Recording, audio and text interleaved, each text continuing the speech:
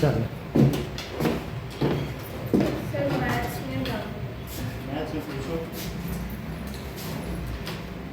अभी कोई सर्टिफिकेट का टेस्ट तो नहीं होगा नहीं। Science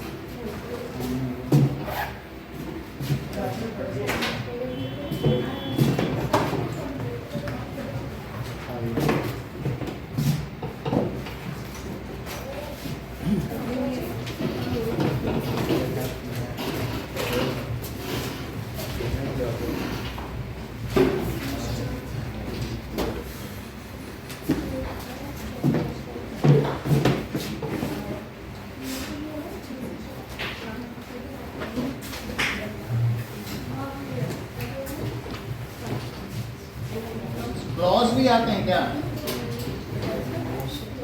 noun clause, verb clause, adverb clause, ये सब नहीं पूछे जाते?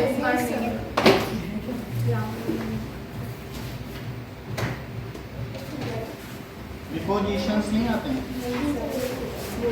बहुत सारी चीजें। चलो ना आ जाइए। क्या पूछना है?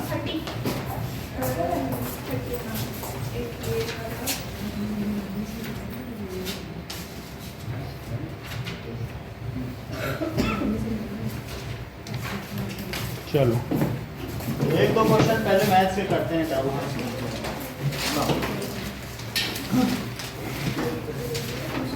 Find the area of shaded region. देखिए तो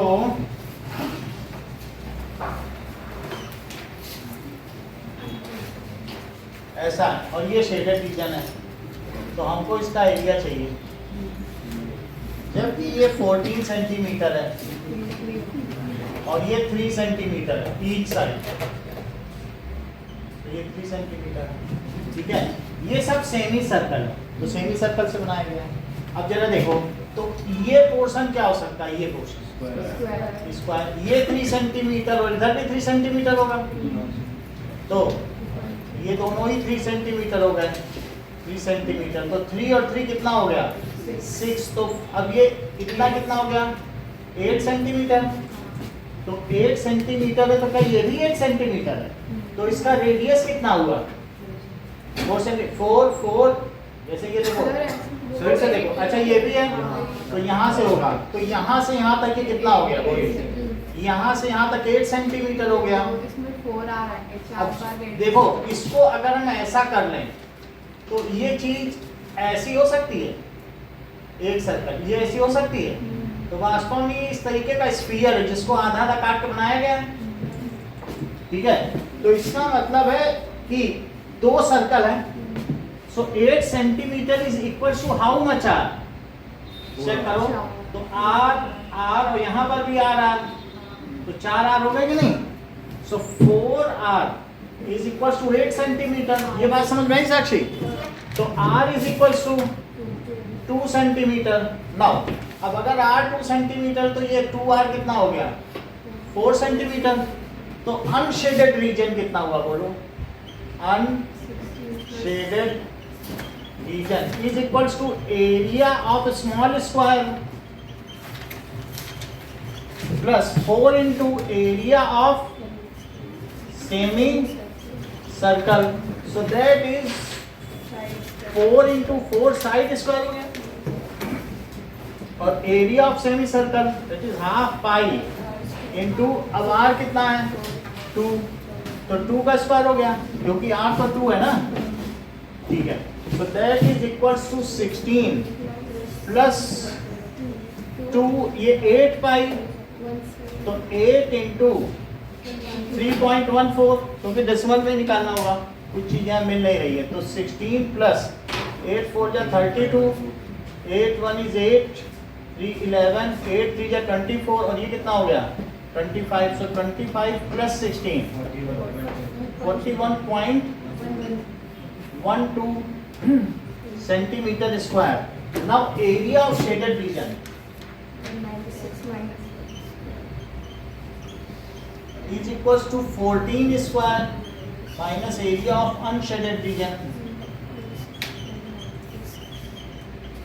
So it is 196 और minus 41.12 तो कितना आ जाएगा? सब्ट्रैक्ट कर लो। तो 112 तो 88 और यहाँ से 196 तो 5 से 1 गया तो 4, अब 9 से 4 गया तो 154 सेंटीमीटर स्क्वायर। और कुछ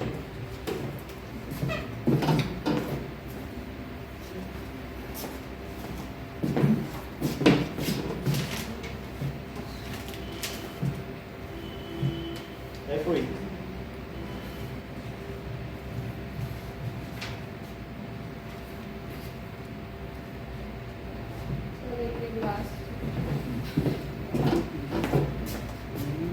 लास्ट वाला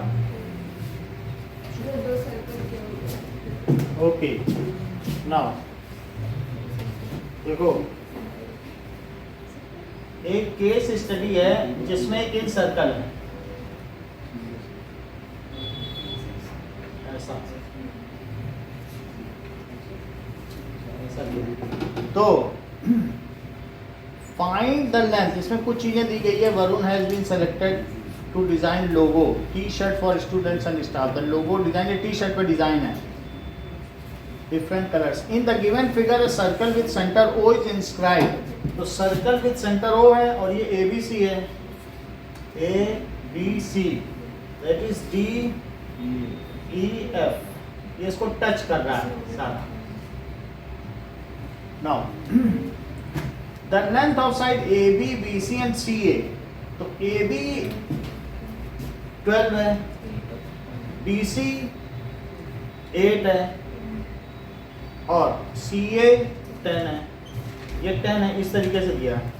तो find the length A D. तो ए डी आपको पता करनी है?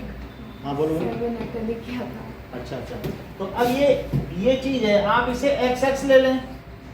ये क्या हो गया बोलो? That is Y Y. और ये क्या है? Z Z. तो बोलो एक्स प्लस जेड कितना है? 12 minus x ये तो हाँ, है? z is equal to 12 minus अच्छा, हाँ। दूसरे तरीके से भी कर सकते हैं। एक ये भी तरीका देख लो, एक इनका भी अच्छा तरीका है। तो ये x प्लस जेड हो गया और बोलो y प्लस जेड कितना है? 8। और बोलो x प्लस y कितना है? 10। तो इन तीनों को ऐड करो तो 2x प्लस 2y और प्लस 2z। बोलो ये कितना हो गया? क्या 30? तो बोलो x plus y plus z कितना हो गया? 15। और x प्लस y कितना है? 10। तो बोलो z कितना हुआ? 5। समझ में आ गया कि नहीं? सब्ट्रैक्ट कर लिया। और इसी तरीके से यदि x plus Y plus Z 15 है तो बोलो y प्लस जेड कितना था? 8। तो x की क्या वैल्यू आ गई? 7। समझ में आ गया कि नहीं? तो AD आ गया। ऐसे तीसरा भी निकाला जा सकता है, फिर जो पूछे वो निकाल लीजिए, है कि नहीं? और या फिर जैसे इनका भी मेथड है, वो भी तरीका है कि मान लीजिए ये एक दूसरा तरीका भी है कि ये देखो, ये सर्कल बना लिया तो ये अगर x है तो क्या ये 12 माइनस एक्स हुआ? अच्छा, अब जैसे ये y है तो ये बोलो 8 माइनस वाई हुआ, तो 8 माइनस वाई 12 माइनस एक्स के इक्वल हो जाएगा। इसी तरीके से यहाँ पर अब एक को ये x है और ये y है तो x प्लस वाई, ये तो x है तो ये y हुआ, तीसरा अननोन लो ही मत। तो x प्लस वाई कितना हो गया? 10। तो अब दो इक्वेशन बन गई, एक तो x प्लस वाई, ये देखो 10 है कि नहीं? और इन दो, ये दोनों इक्वल है क्या? तो 12 minus X is equals to 8 minus Y. अब इससे इधर ले लो या कहीं पर भी ले लो तो x माइनस वाई कितना हुआ? क्या 4 हो गया? अब इन दोनों को सॉल्व करो, ऐसे भी कर सकते हो, ठीक है। If the radius of circle is 4 centimetre, है? चलो नाउ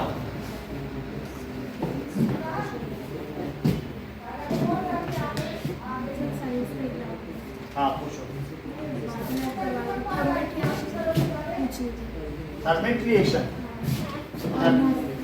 थर्मिक रिएक्शन देखो, सो it is highly exothermic reaction. अगर मान लीजिए कि हम क्या करते हैं कि Fe2O3 और एयर डाल दें तो ये मोर रिएक्टिव है, तो मोर रिएक्टिव होने की वजह से ये रिएक्शन सिंपली हो जाती है। थर्मिक रिएक्शन के लिए कुछ ज़्यादा की जरूरत नहीं है। ये देखिए कि एक बार देखें फिर हम आगे बढ़ जाएं।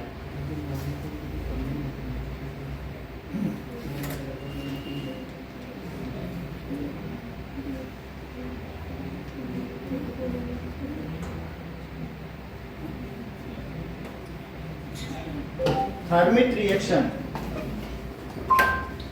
थर्मिक रिएक्शन में सिंपली आपको क्या करना है कि दो चीजें मिलानी है। ये ज्यादा अच्छा है, इसको देखो। तो थर्माइट भी लिखा है लेकिन थर्मिट है।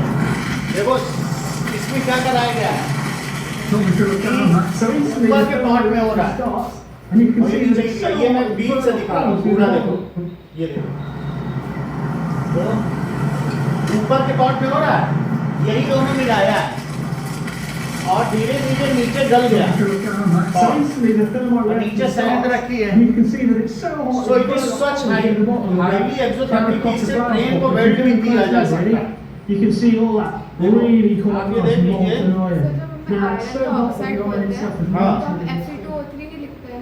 Fe2O3 लिखते हैं, यही काम रेलवे ट्रैक को भी देखो करने के लिए किया जा रहा है। तो यहाँ पर भी आप देखोगे सिंपली उसी में डाल दिया अपने आप। हर जगह तो इलेक्ट्रिसिटी नहीं होगी, वेल्डिंग मशीन नहीं होगी और इतना परफेक्ट होगी नहीं वेल्डिंग, तो सिंपली इसके ऊपर रख देंगे। देखो इतना इतना क्रैक आ गया सिंपली आयरन। इससे क्या होगा जरा ये देखें वास्तव में रिएक्शन क्या होती होगी। ये मेल्टिंग पॉइंट तक पहुंचा देती है और Al2O3 बना देगी और Fe जो होगा वो क्या मोल्टन होगा, ये लिक्विड में बदल जाएगा और ये मोल्टन होगा। It is sufficient to weld the things joint. तो जॉइंट के लिए उसी का खांचा डाल दिया जाता है और Fe डाल दिया जाता है और प्लस हीट निकलती है। तो इसलिए इस रिएक्शन को क्या कहते हैं, it is thermic reaction. Okay, और पूछो कुछ। थर्मिक रिएक्शन का मतलब है कि it is single displacement reaction. ये क्या चीज होती है, सिंगल डिस्प्लेसमेंट है, single displacement reaction in which more active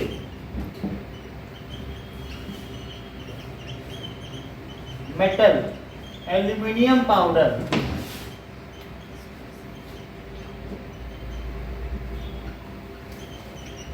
ये क्या करता है, displaces less active iron from its oxide side.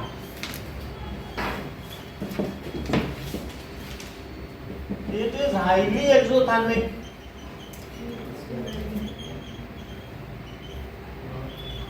So displaced iron is found in molten state.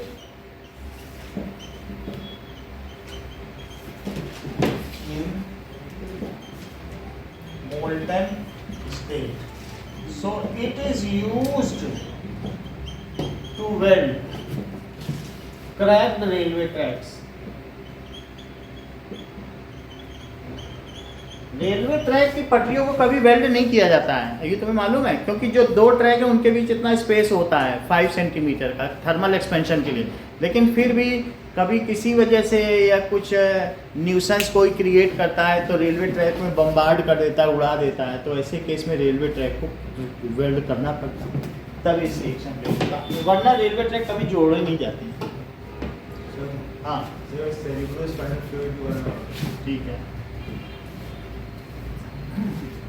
Cracked railway tracks. अब ये देखो, मान लीजिए ये ह्यूमन ब्रेन है, तो ह्यूमन ब्रेन में हमको ये मालूम है कि ये बीच में, तो ये ब्रेन हो गया, ठीक है, और ये फोर ब्रेन हो गया ऊपर का, ठीक है। फिर इसके बाद तीन चीजें होती हैं कि हाँ, तो वो जो हिंड ब्रेन होगा, ये तो मिड ब्रेन हो गया, इसमें दो कौन कौन से होंगे, हाइपोथैलेमस और पिट्यूटरी ग्लैंड। ठीक है, तो अब यहाँ पर पॉन्स और मेड्यूला होगा कि नहीं, तो ऊपर कौन सा होता है, पिट्यूटरी कि हाइपोथैलेमस? इसको देख लेते हैं कौन सा होगा, देख लेने से। That is labelled diagram of brain. तो इसमें देख लो सारी डिटेल आ जाएंगे।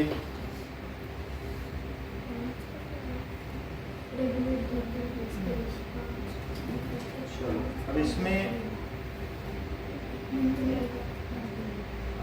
इसी से देखो, तो इसमें क्या चीजें हैं कि एक तो ये हो गया, और फिर इसमें देखिए नाउ पॉन्स, मेड्यूला और साथ में सेरिबेलम। तो यहाँ से एक, पहले तो एक ये चीज हो गई मिड ब्रेन, फिर एक और भी इसमें से निकला हुआ है। ठीक है, मिड ब्रेन में ये पोर्शन तो बीच का हो गया, फिर यहाँ से दो ये, तो पहला वाला क्या है, दैट इज पॉन्स, दूसरा मेड्यूला, और इसके ऊपर ये ट्रिप्लोब्लास्टिक लेयर है, यानी 3 लेयर्ड मेम्ब्रेन है जिसे मेनिंजेस भी कहते हैं।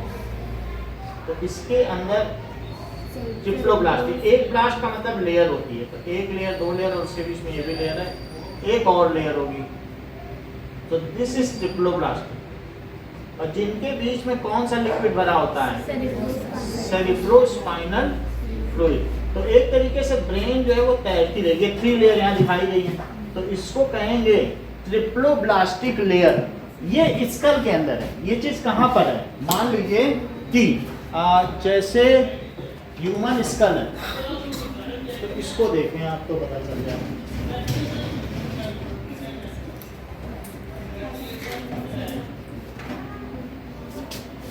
ये तो इसको हम निकाल लें, ये तो इसको निकालने के बाद, ठीक है, ये यहाँ तो ब्रेन हो गई, फिर ब्रेन निकाल लें। ठीक है, तो इसमें तो स्कल से नहीं पता चल रहा है, ठीक है, लेकिन कहीं कहीं पर इसमें देखो, इसमें से तो ये स्कल है, लेकिन अगर स्कल को हम खोलेंगे ये, तो स्कल के अंदर क्या निकला, ब्रेन। स्कल के अंदर ब्रेन लिखा, लेकिन ये ब्रेन ऐसा नहीं है कि चले तो अरे ये तो टकरा गया हड्डी में, ऐसा नहीं होता है, क्योंकि हम दौड़ते भागते रहते हैं। अगर ये करेगा तो ये it is so sophisticated, it is always in a floating condition. तो जो सेरिब्रोस्पाइनल फ्लूइड है वो इन तीनों लेयर में भी है, और साथ में ये जो 4 ब्रेन है, तो वो सेरिबेलम, इसको सेरिब्रम कहते हैं। क्या कहते हैं, सेरिब्रम, इसको सेरिब्रम कहते हैं। ठीक है, सेरिबेलम तो नीचे है, ये सेरिबेलम और सेरिबेलम, ये तीनों चीज ये हाइंड ब्रेन बनाती हैं। तो इसको हमने क्या कहा, बोलो, मेनिंजेस। अब मेनिंजेस क्या है, इट इज ट्रिप्लोब्लास्टिक लेयर जो अंडर द स्कल, ये किसके अंदर में है, स्कल के नीचे 3 लेयर है और उनके बीच पानी भरा है या लिक्विड भरा है। तो अगर 3 लेयर, उसके अंदर सेरिबेलम आल्सो इस tissue which is floating in, इसके अंदर भी क्या है, एक लिक्विड है, लिक्विड इसके बीच में भी है। तो दिस इज आल्सो, यहाँ पर भी सेरिब्रोस्पाइनल फ्लूइड है। इसका मतलब क्या है सेरिब्रोस्पाइनल फ्लूइड का, ये जो फ्लूइड है वो सिर्फ सेरिब्रम में ही नहीं है, ये स्पाइन तक में भी गया, इसलिए इसका पूरा नाम क्या है, दैट इज सेरिब्रोस्पाइनल फ्लूइड। अगर हम ज्यादा देर तक रात को जगते हैं तो स्कल तो सबसे ऊपर हो गई, तो क्या होता है बताओ, स्कल, तो ये सेरिब्रोस्पाइनल फ्लूइड इसके बीच का सूख जाता है, और ऐसी स्थिति में जो ब्रेन है वो उससे टकराने लगता है, और उस बीमारी को मेनिंजाइटिस कहते हैं। और मेनिंजाइटिस को ठीक करने के लिए हमको खीरे खाने पड़ते हैं। कहते हैं मेनिंजाइटिस हो गया, रात रात तक मोबाइल देख रहे हैं, तो कहते हैं अब तो मेनिंजाइटिस हो गया, अब लिक्विड कैसे रिस्टोर किया जाए, तो बहुत सारे वो लोग खीरे खाते हैं, कुकुम्बर, तो ठीक हो जाता है। बात समझ आ गई ना कि कहाँ पे, और कुछ पूछना है, AC और DC के बीच में AC करंट और DC करंट का डिफरेंस बता दो। सर इधर वर्टिब्रल कॉलम, उसका वर्टिब्रल देखो कुछ चीजें होती हैं, ये शुरू में कुछ चीजें समझ लो, स्पाइनल कॉर्ड के बारे में समझ लो कि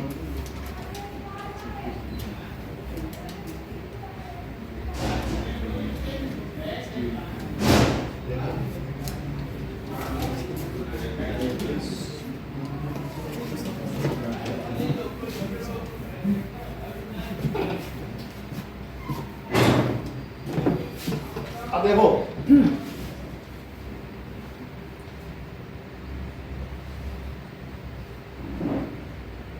नोटोकॉर्ड ऑफ ह्यूमन ब्रेन, तो पहले रियल में देखो होता क्या है, फिर उसके बाद हम तुमको स्पाइनल कॉर्ड के बारे में बताएं, वर्टिब्रल कॉलम के बारे में। ये देखो, तो इससे मुझे पता चल जाएगा। नोटोकॉर्ड देख रहे हो? ये जो एक गुच्छा है, जो किस चीज का है, जो सुनो हमारी नर्व सेल्स है ना, वो पूरी बॉडी में पेरिफेरल नर्वस सिस्टम है, वो सब स्पाइन में जगह जगह यहाँ से इंटर करेंगे। ये जो छेद बने हैं ये लकड़ी का है, इसलिए इसमें पता नहीं चल रहा है, लेकिन इनके बीच में भी बहुत सारा म्यूकस और फैट होगा, जमा होगा, जिससे आपस में मूवमेंट कर सकें, पैड लाइक स्ट्रक्चर। इन सभी एंट्री पॉइंट से नोटोकॉर्ड, ये सब छेद दिख रहे हैं, तो इन सभी छेद से आपको बीच में दिख रहे होंगे, वो उसके अंदर जा रहे होंगे। ये पूरा गुच्छा तो पूरी बॉडी से कहाँ जा रही है, जैसे बहुत सारी वायरिंग हो और ये मेन बड़े से गुच्छे से जाए तो बीच में इसमें मिलती चली जाए, तो सब मेन लाइन में चली जाती है कि नहीं, तो पूरी बॉडी का किसमें गया होगा, इसमें, और फिर इसके थ्रू कहाँ चला गया होगा, ब्रेन में चला गया। तो ये चीज इसको कहते हैं नोटोकॉर्ड। लेकिन अगर नोटोकॉर्ड किसी एक वर्टिब्रल कॉलम से एनकेज्ड हैं, तो अगर एनकेज्ड हैं तो उसको हम कहते हैं वर्टिब्राटा। एनिमेलिया ग्रुप में एक होता है कॉर्डाटा, एनिमेलिया ग्रुप के 12 फाइलम, एनिमेलिया ग्रुप हम लोग एनिमेलिया है ना, तो एक होता है कि किसी में जो बहुत शुरुआती थे तो उनमें नोटोकॉर्ड तो पाई जाती थी, आजकल वे खत्म हो गए हैं। तो जैसे ये देखो, इसमें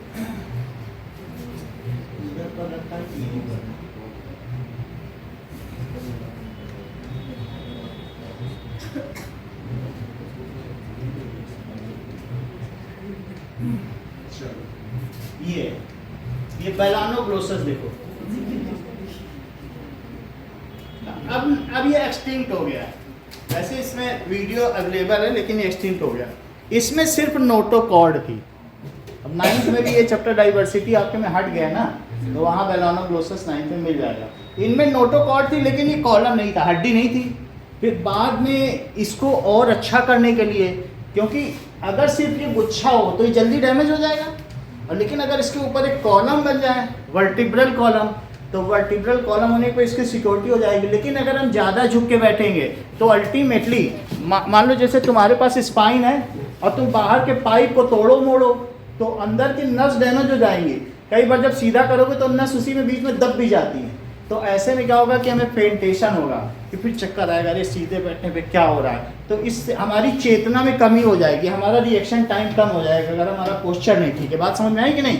तो हमारे पास क्या क्या है बोलो, we are having notochord and along with vertebral column. Vertebral column is a bony structure in which notochord is encased. बोलो बात समझ में आ गई?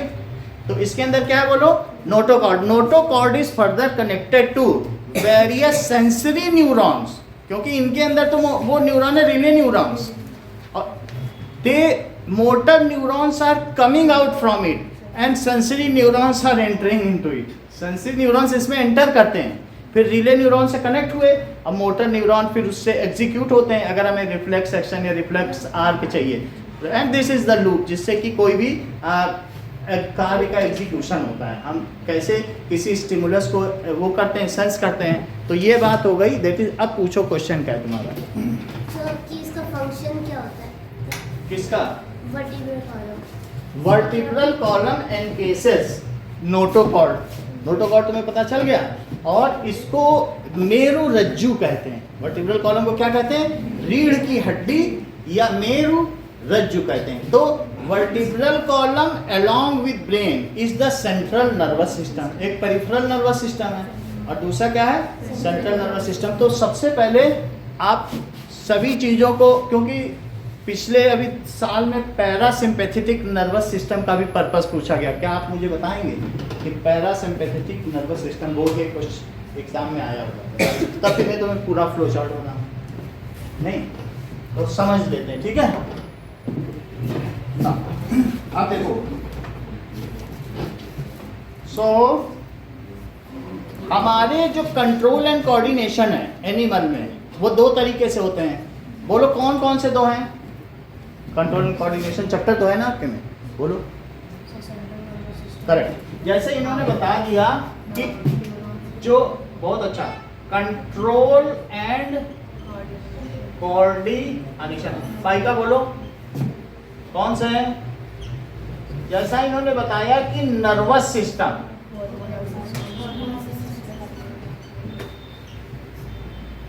ठीक है, एक है तंत्रिका तंत्र और एक है हार्मोनल सिस्टम। अच्छा, हार्मोनल सिस्टम में कौन से दो हैं पीयूष? पीयूष रागी, एंडोक्राइन एक एक्सोक्राइन। तो एंडोक्राइन ये समझ लीजिए, एंडोक्राइन दूसरा क्या है? एक्सोक्राइन। एंडोक्राइन और एक्सोक्राइन में कौन, अभी ये क्वेश्चन 9th में भी आया, आपको भी जाना चाहिए, कौन सी 8th में आया हुआ है, इसलिए पूछा कौन सी इसमें डक्ट ग्लैंड है, कौन सी डक्टलेस ग्लैंड है?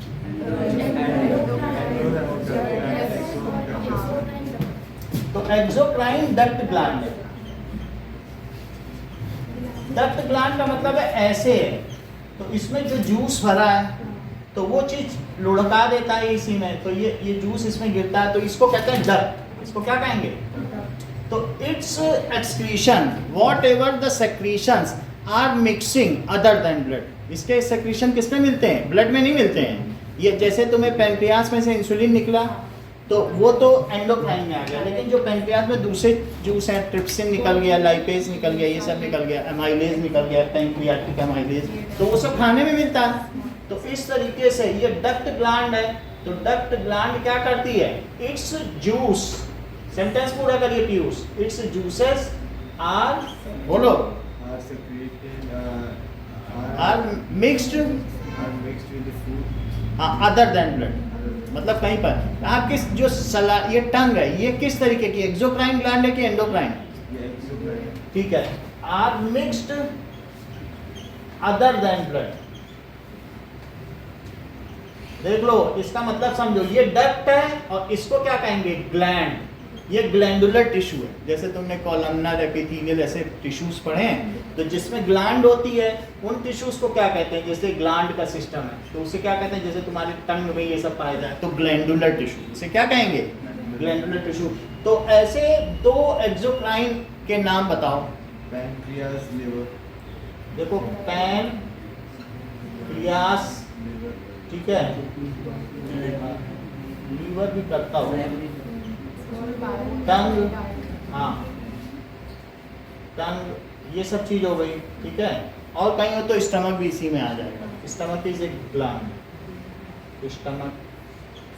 इतनी तो बात हो गई। इसमें देखो, endocrine, it's secretions mixes directly with blood and affect the target organ. It's secretion mixes with blood and, और किसको इफेक्ट करेगा? Target organ. तो इसमें हमको ऐसे ऊपर से अगर नीचे चलें तो 9 ग्लैंड्स के नाम बताइए और उनके फंक्शन बताइए और उनके जूस। हाँ बोलो। हाँ, दैट इज पिनियल ग्लैंड। इसका क्या काम है? इसका फंक्शन है कि ये स्लीप साइकिल रेगुलेट करता है। स्लीप साइकिल, अच्छा ठीक है। और वैसे कुछ लोग कहते हैं इसके नोन फंक्शन है, लेकिन ये भी लिखा है ना कि स्लीप साइकिल को रेगुलेट करता है। सो रेगुलेट, और बोलो साइकिल। अगर आपने बता दिया तो फिर हम देख भी लेते हैं, है कुछ देख लेते हैं। Now hormone secreted bye pineal gland.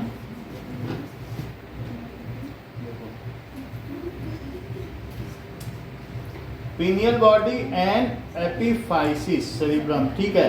Melatonin brain, ये ब्रेन में होती है। और about the light dark cycle and melatonin is response to darkness. Melatonin है ये स्लीप पैटर्न को करता है और हमारे बॉडी में इस रिस्पॉन्स टू डार्कनेस, जैसे ही अंधेरा होगा वैसे नींद आ जाएगी, डार्कनेस, तो मेलाटोनिन। अच्छा, अब ये बताइए हाइपोथैलेमस क्या करता है? रिलीज करता है, इनहिबिट नहीं होगा। ठीक है, हाइपोथैलेमस जो भी है, कुछ ऐसे भी होते हैं जो स्टार्टिंग हार्मोन भी होंगे, प्रमोट करते हैं, और कुछ क्या करेंगे, इनहिबिटरी की रोक दो। यानी ये पिट्यूटरी ग्लैंड को ये बताता है ये उसकी सेक्रेटरी है, इतना रिलीज करो, अब रोक दो। तो अमाउंट ऑफ, ये रेगुलेट करता है amount of hormone secreted bye pituitary gland. Pituitary gland एक मास्टर ग्लैंड है, तो वो सब बाकी ग्लैंड को वो करती है। पर्पस ऑफ हाइपोथैलेमस ग्लैंड देखो, ये रेगुलेट करता है कि कितना। It is small area in brain, ठीक है, जो कि मैनी फंक्शंस, इसमें कहा गया है hypothalamus is known as master gland. It because it controls the activity of other glands, इसी को मास्टर ग्लैंड कहा गया है। So it is master gland, master gland which activates the secretion of pituitary gland and deactivates also, दोनों करता है। regulates the secretion, सबसे अच्छा वर्ड क्या है? regulate the secretion। और इस तरीके से वो जब उसे रेगुलेट कर लेगा तो सबको कंट्रोल कर ले जा रहा है। secretion of pituitary gland।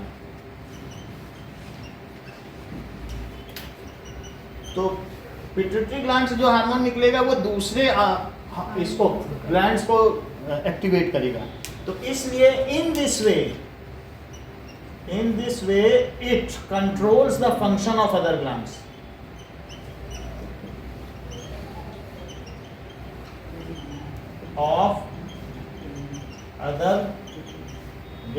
Hence called master gland। तो एक तो बात है कि इसमें इनहिबिटरी हार्मोन भी होता है, तो और हाइपोथैलेमस का मेन फंक्शन है कि बॉडी की स्टेबलनेस को बनाए रखना है, यानी होम्योस्टेसिस। हमारी बॉडी में दो तरीके की होम्योस्टेसिस होती है पीयूष शेट्टी। कौन कौन से दो तरीके की बताओ?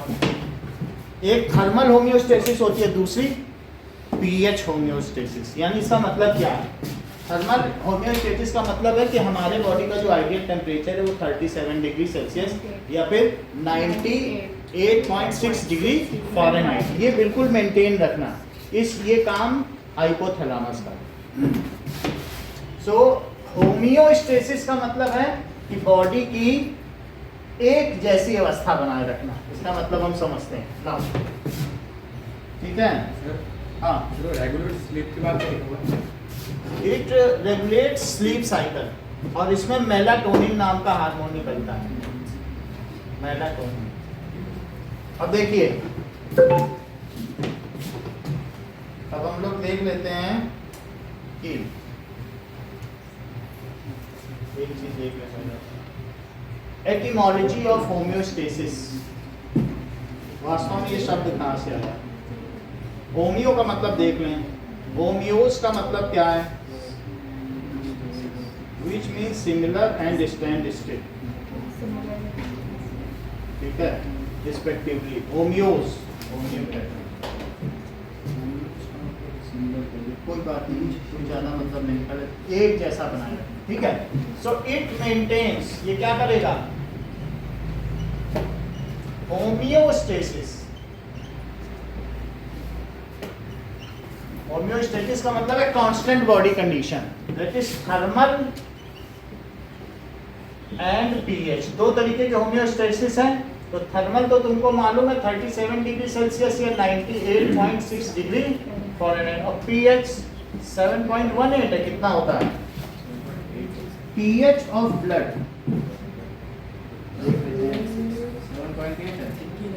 7.35 to 7.45।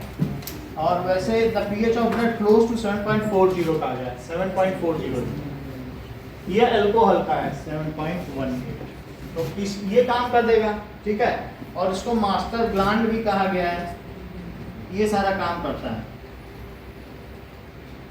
ओके, बाकी तो आप देख लेना कि इतना पिट्यूटरी ग्लैंड का पर्पस है। तो ये क्या करेगा? Growth hormone. अगर मान लीजिए if it is less secreted तो ऐसा क्या होगा? डॉर्फिज्म। और ज्यादा हो गया तो gigantism. So in case less or more hormone is secreted, then it leads, तो क्या लीड करेगा? टू डॉर्फिज्म। ये ब्रेन में है, ये तीनों ही ग्लैंड ब्रेन में है, ठीक है ना। पिनियल सबसे ऊपर यहाँ कहीं होगी ना। पिनियल कहाँ पे? यहाँ पे पीछे, वो देख लेंगे अभी, इसमें कोई बात नहीं। Now we will see endocrine system in human। अब इसमें ये सभी देख लेते हैं तो पता चल जाएगा। अंतःस्रावी तंत्र।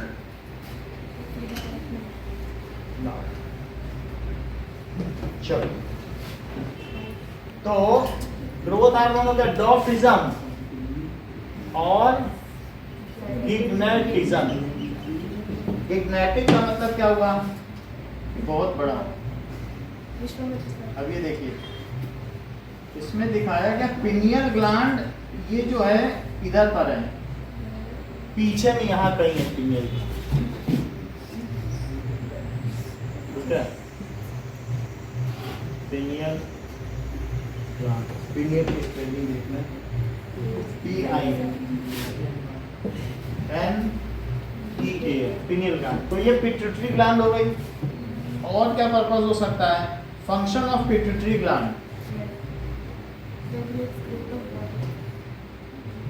ठीक है। So pituitary gland is known as hypophysis, that is it is pea-sized gland located as base of brain। तो बेस ऑफ ब्रेन में, अब आप इसमें देख लीजिए, यहाँ दो हैं, एक हाइपोथैलेमस है ऊपर में, नीचे कहाँ पे है? बेस और नीचे पिट्यूटरी ग्लैंड होगी, ठीक है। तो बेस ऑफ ब्रेन ये होगी। और it is sometimes called master gland. तो ये इसको मास्टर ग्लैंड बोल रहा है, मेरे ख्याल से पिट्यूटरी ग्लैंड भी मास्टर ग्लैंड ये नहीं है, ठीक है ना। इसको हटा दो, ये गलत बोल रहा है, इससे नेट में भी इधर वही है। So it is master gland, क्योंकि ये दूसरे को क्या करता है? एक्टिवेट करता है। अब देखिए नाउ, अब जब दूसरा देखें, यहाँ पर क्या है? थायराइड ग्लैंड से क्या निकलेगा? बोलो। थायरॉक्सिन। थायराइड ग्लैंड कहाँ पे होगी? तो अगर देखा जाए तो थायराइड ग्लैंड कहाँ पर होगी? दैट इज यहाँ पर होगी। और इसी में ये चार है, पैराथायराइड, और बाकी ये थायराइड ग्लैंड हो ही गई ग्लैंड। और ये जो चारों हैं that is para thyroid gland. Thyroxine क्या करेगा बताओ? किन दो चीजों का मेटाबॉलिज्म करता है? किसका लेवल में? बोलो किसका? फैट्स, कार्बोहाइड्रेट और प्रोटीन का, ठीक है। So that is thyroid gland. ये थायरॉक्सिन निकालेगा। So it maintains metabolism, that is oxidoreductase reactions, biological biochemical reactions। So metabolism of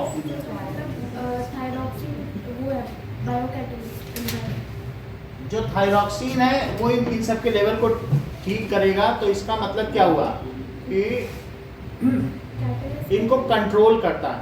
hormones क्या चीज होते हैं? ये प्रोटीन होते हैं। तो ये हार्मोन्स बायो कैटलिस्ट ही होते होंगे, इसको चेक करें।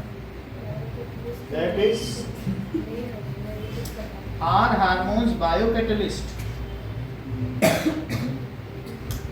क्योंकि बॉडी की biochemical reaction, yes hormones are bio catalyst, ठीक है। ये जैव उत्प्रेरक है जो हमारे शरीर में किसी भी रिएक्शन को प्रमोट करते हैं या उसको क्या कर देते हैं, इनहिबिट भी कर देते हैं, रोक भी देते हैं। जब हमारा खाना यहाँ से यहाँ तक जाता है तो उसके बीच में 200 अलग अलग जो भी है ना बायो एंजाइम्स वो काम करते हैं। आपको मालूम होगा कि प्रोटीन 3 तरीके के हैं। कौन कौन से 3 तरीके? ठीक है, तो प्रोटीन एक है स्ट्रक्चरल, तो हमारी बॉडी को स्ट्रक्चर देगा, और दूसरा क्या है हार्मोनल, जो हमें क्या देगा, डायरेक्शनल ग्रोथ देगा, और तीसरा क्या है एंजाइमल। तो वो जो मैं एंजाइमल की बात कर रहा हूँ वो एंजाइमल में एक्सोक्राइन वाले एंजाइम है, लेकिन हार्मोन खुद भी एक एंजाइम है, बायो कैटलिस्ट है। ये बायो कैटलिस्ट है। देखो 2 अलग अलग चीजें होती हैं कि एंजाइम भी क्या होते हैं, दैट इज एंजाइमल भी वही चीज होती है विच इंक्रीज और decrease the rate of reaction without getting consume. Enzymes क्या हैं? एंजाइम्स किसी भी रिएक्शन को, एंजाइम की डेफिनेशन आपको बताते हैं। डिफाइन एंजाइम, तब इसके बीच में डिफरेंस पता चलेगा। दैट एक्ट्स एज कैटलिस्ट, वो भी कैटलिस्ट है और इसको भी बायो कैटलिस्ट कहा गया। तो ये एक तरीके का बहुत ज़्यादा डिस्टिंक्ट नहीं है, लेकिन एंजाइमल है। जैसे हम कह सकते हैं लाइपेज, ये ट्रिप्सिन, पेप्सिन, उसको सिंपली हम एंजाइम कहते हैं, बायो एंजाइम, और ये बायो कैटलिस्ट है। तो बायो कैटलिस्ट भी वही चीज़ हुई, लेकिन हार्मोन है तो इसलिए बायो कैटलिस्ट कह दिया। तो एक है कि क्योंकि इसका जो टारगेट एरिया अलग है तो इस वजह से इसे हार्मोन को अलग रखा गया, और बाकी ये एंजाइम जहाँ डाल दो, जैसे पैंक्रियास से कुछ दो, ये वही काम करते हैं, इस वजह से शायद इसको अलग रखा होगा, वरना दोनों ही कैटलिस्ट हैं। ठीक है, एंजाइम भी वही उत्प्रेरक है। नहीं ठीक हुआ। अब देखो, तो थायराइड पे क्या करेगा, प्रोटीन, फैट प्रोटीन है carbohydrate. Now para thyroid, it is present at neck over, जो विंड पाइप है उसके ऊपर रहेगा। ठीक है, तो ये कह सकते हैं कि जो हमारा ये वॉइस बॉक्स है, behind voice box Adam circle के पीछे, सो दैट इज वॉइस में एडम सर्कल के पीछे होगा। नाउ इट रिलीजेस, क्या करेगा बताइए, पैराथार्मोन ना, एकलव्य वो क्या करेगा, पैराथार्मोन, कैल्शियम और हाँ, so it maintains the level, ठीक बता रहे थे भी, it maintains the level of calcium and phosphorus.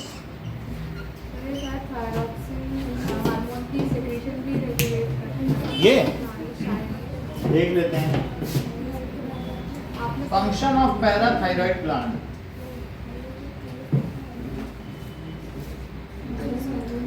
ठीक है, so para which regulate calcium and ये चीज है, रिलीजेस, बहुत ज्यादा लिखने की जरूरत नहीं, इतने में काम हो जाएगा, इतना ही है, ये सब इसमें दिया नहीं है। ठीक है, और इस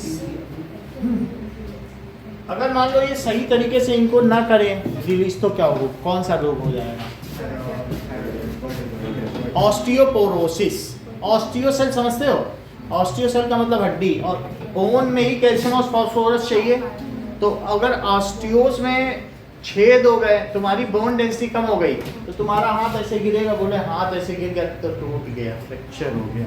तो जो लिम्का और ये कैंड फूड खाते हैं तो वो यहाँ से बोले ऐसे झटके से उतर गए तो फ्रैक्चर ही आ गया। तो वो चीज़ होती है। वो जरा सा हाथ इधर रख दें, चटके से कुछ कर दें तो टूट ही जाएगा। उनका अगर एक्सरे देखोगे तो पूरा ब्लैक ही ब्लैक दिखेगा, बहुत ध्यान से देखने पे हड्डी दिखाई पड़ेगी, तो उससे पता चलता है कि कितनी डेंसिटी कम है, तो बोन को भी पार कर जाता है एक्सरे, कितना कम बोन है। तो इट लीड्स टू ऑस्टियोपोर, समझते हो ना, छेद। So it's if it is secreted in less amount then it leads to osteoporosis. और जो wrong food habit also leads to osteoporosis, धीरे धीरे उसकी लेवल गिरती चली जाती है। अब देखो इतनी बात हो गई, नेक्स्ट देखिए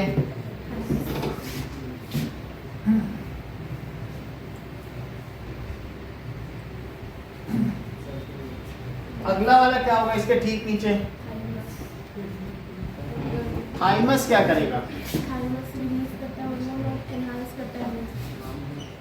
तो थाइमस ग्लैंड देख लीजिए कहाँ पर है, विंड पाइप से लगता है। ये देखो, तो इसके ठीक नीचे जो विंड पाइप है इसके ठीक नीचे ही होगा। तो यहाँ पर अगर देख रहे हैं तो यहाँ पर एक ग्लैंड होगी, दैट इज यहाँ पर है थाइमस, ये this is thymus. Now what is the purpose of thymus, और ये क्या चीज रिलीज करता है?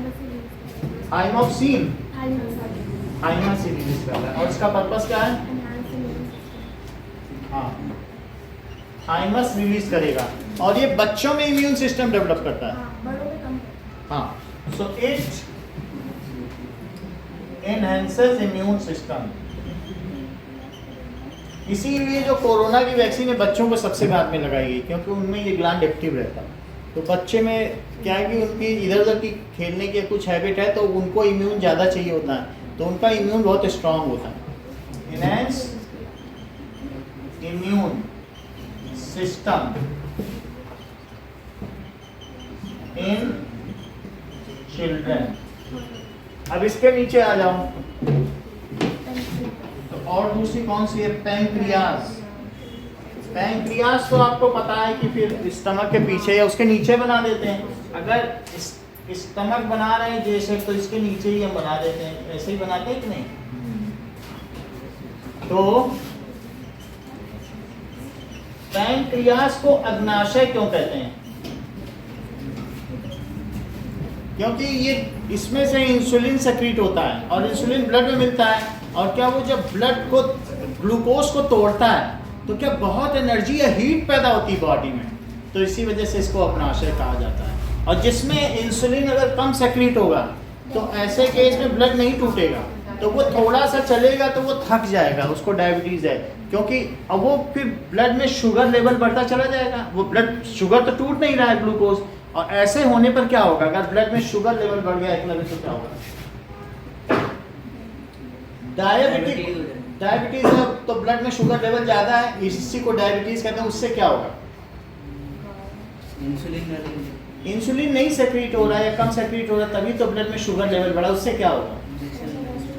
इंजेक्शन लगा देंगे, इंसुलिन नहीं सेक्रीट हो रहा है, ब्लड में शुगर लेवल बढ़ गया, उससे क्या होगा? करेक्ट। जैसे इन्होंने बोला कि विस्कोसिटी बढ़ जाएगी, ब्लड की गाढ़ा हो जाएगा, and now blood sugar level हो जाने की वजह से जो पतला ब्लड होता है, फ्लूइड होता है ना, it should be less viscous, पतला होना चाहिए, तो उसकी पंपिंग में हार्ट को प्रॉब्लम होगी, हार्ट अटैक हो जाएगा। आईज में शुगर जाएगी ब्लड की जगह, तो जो साइटनेस है उसमें कमी हो जाएगी। लीवर में शुगर वाला ब्लड जाएगा, तो हमारे एक एक करके सारे अंदर के ऑर्गन खराब हो जाएंगे। किडनी, लीवर, हार्ट, आईज सभी को ये खराबी कर देगा। अल्टीमेटली एक तरीके से बॉडी में बीमार, diabetes leads to a number of disease. तो इसीलिए कई बार लोग कहते हैं कि आज बड़ी सर्दी है, ऐसे घिसते रहते हैं। जो 40 के बाद होते हैं उनका फिर पैंक्रियास रह सकते, तो वो ऐसे करके पैंक्रियास को एक्टिव करते रहते हैं। कुछ लोग इंजेक्शन लेके यहाँ लगा ही देते हैं इंसुलिन, वो अपना खाया और जहाँ पेट है उसी में डाल दिया, जहाँ पहुँचना पहुँच जाए। ऐसा करते हैं कि नहीं? तो उनका इंजेक्शन रहता है। तो अभी देखो, pancreas it secretes insulin into blood। तो क्या करेगा? Insulin breaks maintains break glucose and maintains blood sugar level. Breaks glucose to release energy, it maintains 80 to 120 होना चाहिए ब्लड शुगर लेवल, 125 तक है तो ठीक है ना। So blood sugar level. अब देखो what is ideal blood sugar level, ये भी हम बता दें आपको। What is ideal blood sugar level?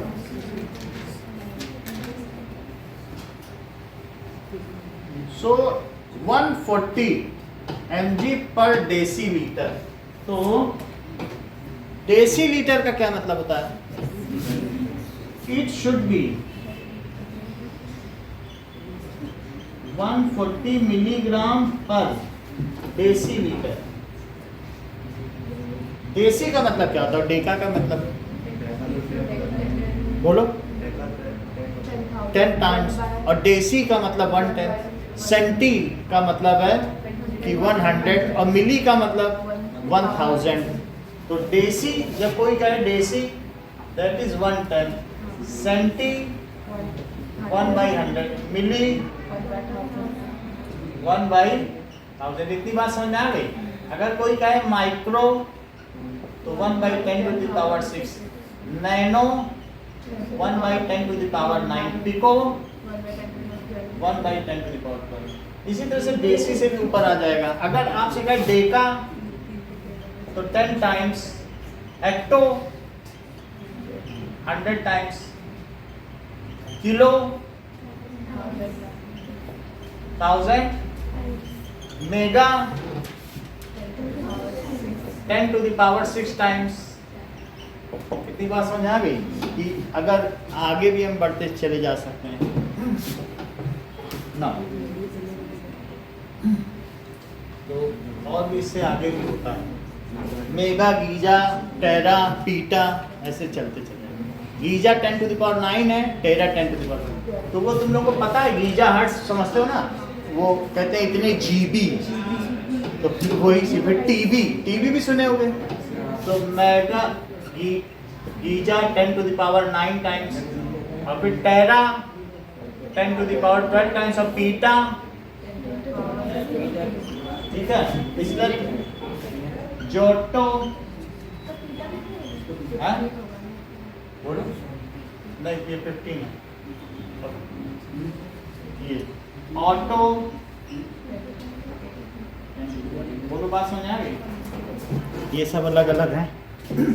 अच्छा, हमारे काम का इतना ही रहा कि ये ब्लड शुगर लेवल कितना होना चाहिए। फास्टिंग का थोड़ा कम होना चाहिए, वो 80 तक हो सकता है, लेकिन खाना खाने के बाद ये होना चाहिए। So pancreas in case if insulin is secreted in lesser amount, तो क्या होगा बोलो? अगर किसी को एक और बात बताओ, थायराइड की समस्या हो जाती है, वो कब होती है बताइए? जब थायरॉक्सिन कम निकलता है। थायराइड में क्या चीज होती है? एक होता है मान लो थायराइड है, एक हाइपो है, एक हाइपर थायराइड। अगर इसकी ज्यादा मात्रा निकली तो क्या होगा बोलो? वो व्यक्ति दुबला पतला हो जाएगा। एक हाइपोथायराइड, एक मोटा भी थायराइड होता है, एक पतला भी थायराइड होता है, तो दोनों का मतलब समझो, ठीक है कि नहीं? Now symptoms of hypothyroid and hyperthyroid. बीमारी हमें पता होनी चाहिए कि किससे क्या क्या हो रहा है। इसमें हम लोगों ने देख लिया गिग्नेटिज्म एंड डॉफिज्म। नाउ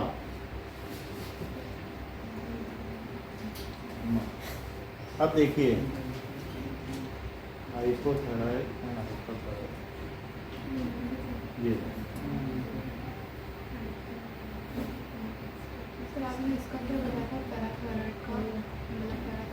दो तरीके के हैं। पैरा, तो पैरा हार्मोन है, ये ब्लड में कैल्शियम और इसमें osteoporosis. So if it is released in less amount leads to decrease in bone density, decrease in bone density, और वो कितनी हो जाएगी, कॉल्ड ऑस्टियोसेल, जानते हो, बोन सेल, और इसीलिए इसका नाम क्या पड़ा है, ऑस्टियोपोरोसिस। अच्छा, इसमें आप देख लीजिए कि hypo slow speech puffy face, इसका मतलब है हाइपोथायराइड। देख लीजिए, हाइपोथायराइड में स्वेलिंग हो जाएगी, और हाइपरथायराइड इतना ज्यादा हो रहा है कि थायराइड थायरोक्सिन की सारा प्रोटीन सबको मेटाबोलाइज ही कर दे रहा है, खत्म ही कर देता है, दुबला पतला है, तो समझ लेना ये हाइपरथायराइड का शिकार है। और हाइपोथायराइड वो क्या है, सूजा शरीर, दबा दो तो गड्ढा काफी देर तक रहेगा, यहाँ पे दबा दिया, बहुत लोगों को हमने देखा है, तो वो स्वेलिंग है वहीं पे गड्ढा बना रहेगा 3-4 मिनट तक रहेगा, वो चीज है। तो hypothyroid that is swollen body, और अगर मान लीजिए हाइपरथायरॉइड है तो स्लेंडर बॉडी, बिल्कुल दुबला पतला। अभिषेक का है हाइपरथायरॉइड दैट इज स्लेंडर बॉडी, ये चीज हो गई। अब जरा देखो, उसकी वजह से वाटर भी तो इसकी वजह से होता है ना, हाँ? थायराइड के कम सिक्रेशन से वाटर भी तो होता है। अगर थायराइड तो ये भी चीज है, इससे ही गॉइटर होता है। Goitre disease is due to, ये बात सही है।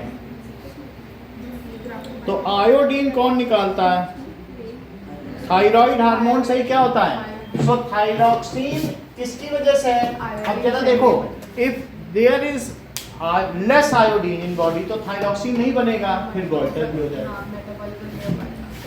तो आयोडीन खाने से सही थायरोक्सिन बनेगा, तो हमारे बॉडी में फिर सभी चीज़ों का सही तरीके से मेटाबॉलिज्म होगा। तो इसीलिए सॉल्ट में आयोडीन आजकल मिलाया जाता है, नहीं तो और कोई ज़्यादा सोर्स हमें मिलते नहीं हैं। तो इस वजह से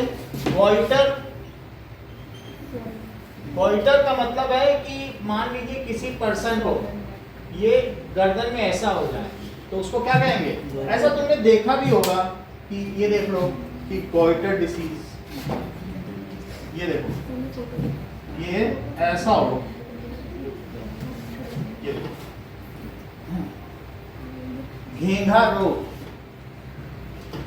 According to Apollo Hospitals, abnormal enlargement of the blood vessels in the Adam's apple, thyroid. ये देखो, इसको कहते हैं गलकंठ या गलबंद रोग। समझ में आया कि नहीं? ठीक हो जाता है फिर बाद। कुछ नहीं ठीक होता है, आदमी की मौत हो जाती है। तो ये चीज है, आप देख रहे हैं ना, सब ऐसा ही है कि गले में ऐसे गांठ पड़ रही है। तो गॉइटर किस वजह से हुआ, due to deficiency of iodine, less thyroxine is produced and this is swollen neck. इसका नाम क्या है गॉइटर का, सॉलन। अब देखिए, तो अब if less insulin is secreted by pancreas after the age of 40 to 45 mostly diabetes की समस्या आ सकती है। Otherwise it is hereditary also, कि आपके पुराने डीएनए की वजह से भी आ सकती है, ये ऐसा हो सकता है। So due to less secretion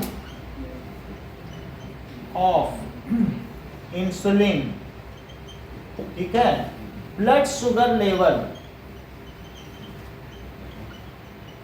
increases. तो क्या पीयूष रागी, इसकी वजह से नंबनेस भी आ सकती है, हाथ पैर सुन भी पड़ सकते हैं। अगर तुम्हारी बॉडी में गाढ़ा ब्लड बढ़ेगा तो सब जगह फ्लो नहीं कर पाएगा, कैपिलरीज में ही नहीं कर पाएगा, तो जहां एक बार जम गया तो वहां जम जाएगा। तो it leads to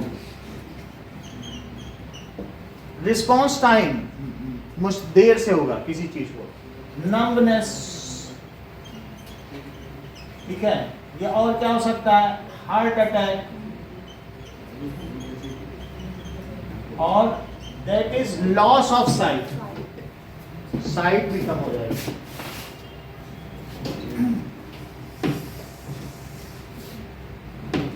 okay, loss of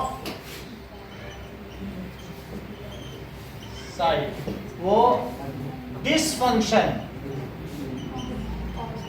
of liver and kidney, liver and kidney. Liver के कुछ 2-3 काम बताओ एक लगे। और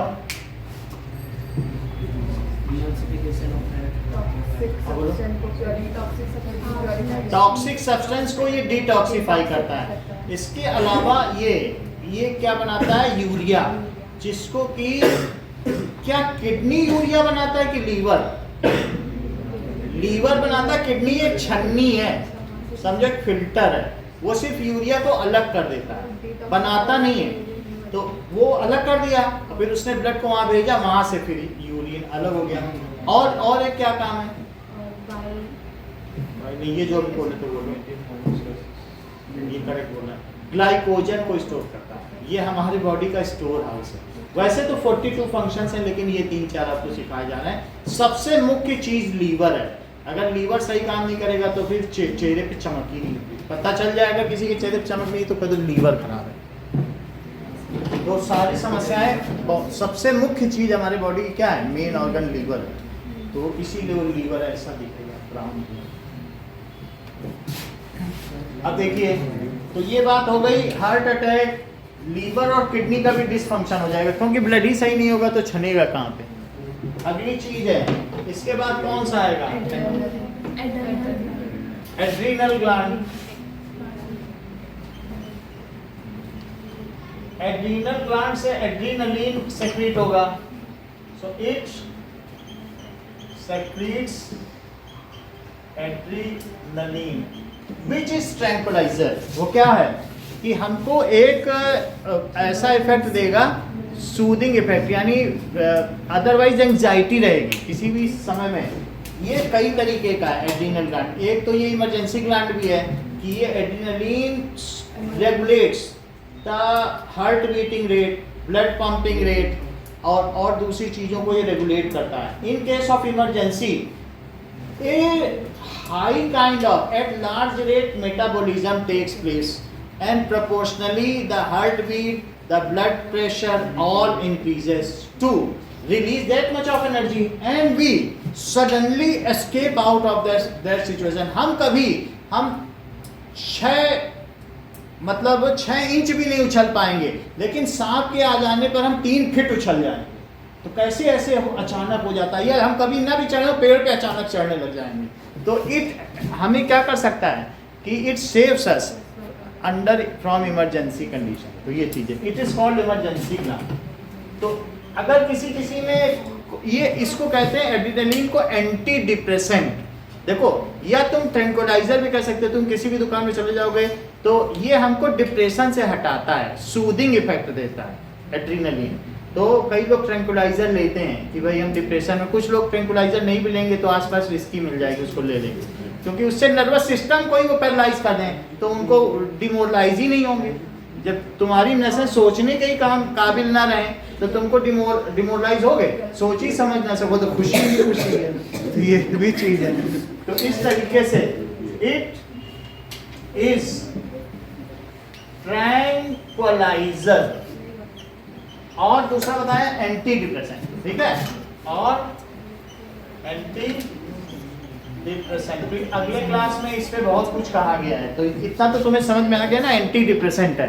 तो इट इज ऑल्सो, ठीक है, ये क्या करता है? रेगुलेट करता है। इट ऑल्सो क्या बोल रहा था कोविड में? ब्लड में जाता है। हाँ, ये सभी ब्लड में जाते हैं क्योंकि ये एंडोक्राइन ग्लैंड्स हैं। तो इट, ठीक है, is also called emergency gland. Emergency gland है, ठीक है, विच ये क्या करेगा? Regulates heart beat and blood pressure and saves us from emergency situation. जैसा कि आप लोग लिख ही लेंगे तो सेव कर लेगा। अब 1-2 चीजें और हैं। टेस्टिस टेस्टिस तुम्हारे में क्या आया था कि दैट इज कौन सा फंक्शन? Gonads. नहीं, क्वेश्चन क्या था? How do gonads play dual role in human? Dual role की बात कही, तो डुअल रोल है। तो अब ये जो भी गोनाड्स हैं, गोनाड्स क्या होते हैं? दैट इज रिप्रोडक्टिव ऑर्गन्स, कोई तो गोनाड्स कहते हैं। तो गोनाड्स, जो मेल गोनाड्स हैं रिप्रोडक्टिव ऑर्गन और फीमेल गोनाड्स हैं, और गोनाड्स में भी मेन तो टेस्टिस ही है जो स्क्रोटम में रहेगा, क्योंकि इसी में तो टेस्टोस्टेरोन होगा, testosterone so it's dual function क्या है बोलो? फंक्शन इज टू गिव, मतलब male a muscular body, give male a secondary sexual feature. तो जो भी उसमें फीचर होंगे वो सब देगा।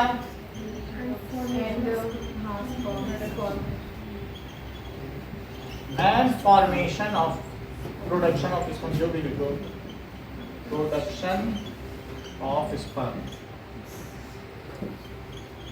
एकलव्य जो स्पर्म है वो किसमें रहेगा, स्टोर रहता है? उस नहीं बता नहीं रहे, ये तो बता नहीं, कोई ना कोई बता देगा, इतने में बता देंगे, ये बता नहीं रहे, एक कोई बता लेगा। देखो एपिडाइडमिस को बता रहे, इसीलिए पूछा था। तो इसलिए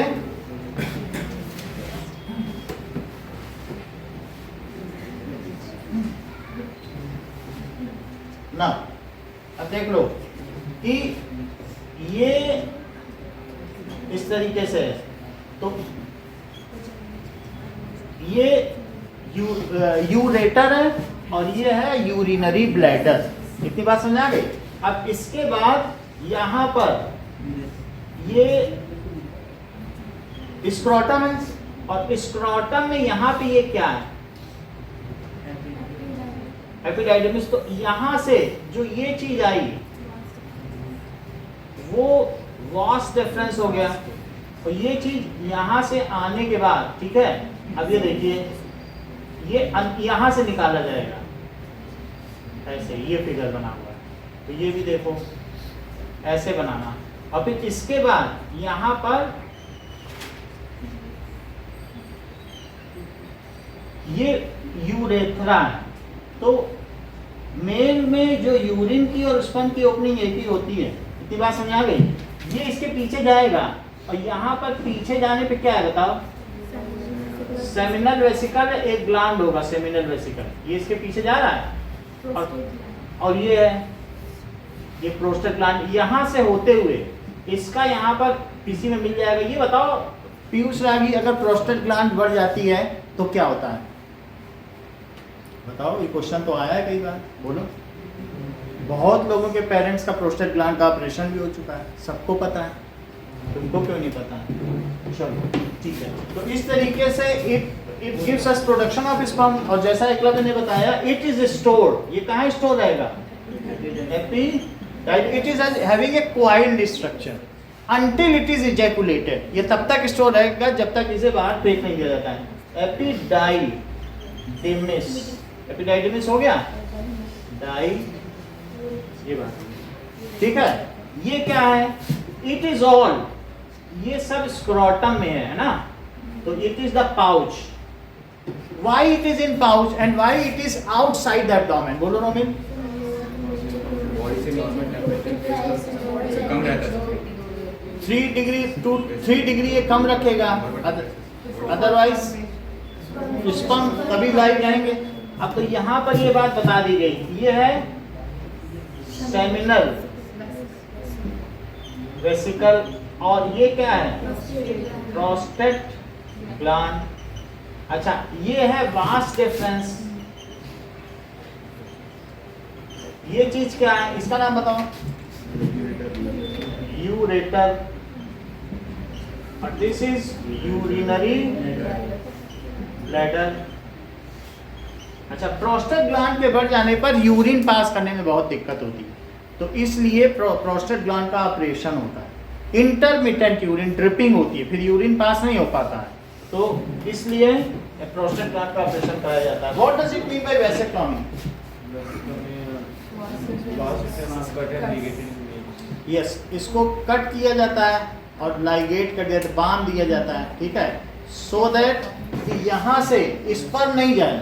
तो ऐसा नहीं होगा कि सेमन नहीं निकलेगा बट उसमें स्पर्म नहीं होंगे। सेमन तो निकलेगा बट स्पर्म्स नहीं होंगे, तो वो रिप्रोडक्टिव नहीं होगा सेमन। ओके, तो इस तरीके से प्रोडक्शन ऑफ स्पर्म, ये इसके डुअल फीचर हो गए। अब हम देखेंगे कि दैट इज ओवरी, तो इट प्रोजेस्टेरोन और and oestrogen and progesterone. Oestrogen की स्पेलिंग बताइए तो। ओ से होता है ना?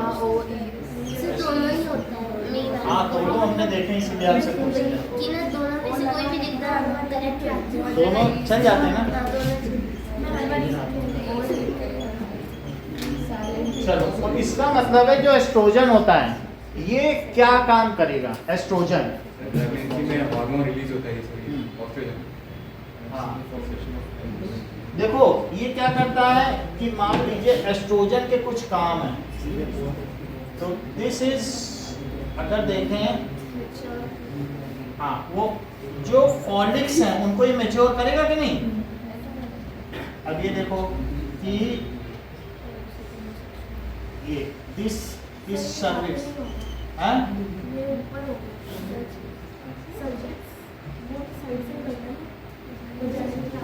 ये देखो अभी बता रहे हैं कुछ चीजें, आप देखिए, ये दिस इज ओवरी, ठीक है, तो ओवरी में से क्या होंगे? फॉलिक्स होंगे। फॉलिक्स का क्या मतलब होता है पीयूष? That is unmatured eggs are known as follicles या follicle, and to mature it, तो एस्ट्रोजन का काम क्या बताओ? It is for maturing. अभी हमारा पैरासिम्पैथेटिक और सिंपैथेटिक सिस्टम का फंक्शन है, लेकिन इसको करके फिर आते हैं, इसीलिए मैं इसको मिटा देगा ना। अब देखो कि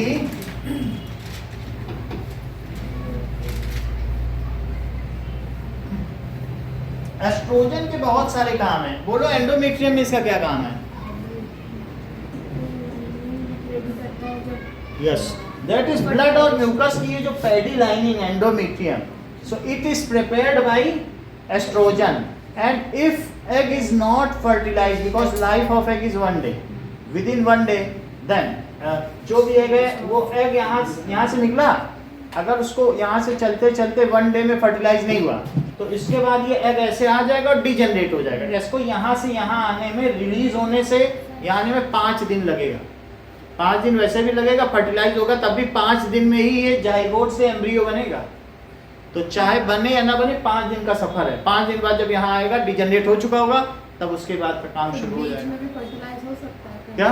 5 दिनों में जब वो जब से इधर आ रहा है उसके बीच में फर्टिलाइज हो सकता है। फिर अभी जैसे यहाँ पर है ना, यहीं पे फर्टिलाइज होगा।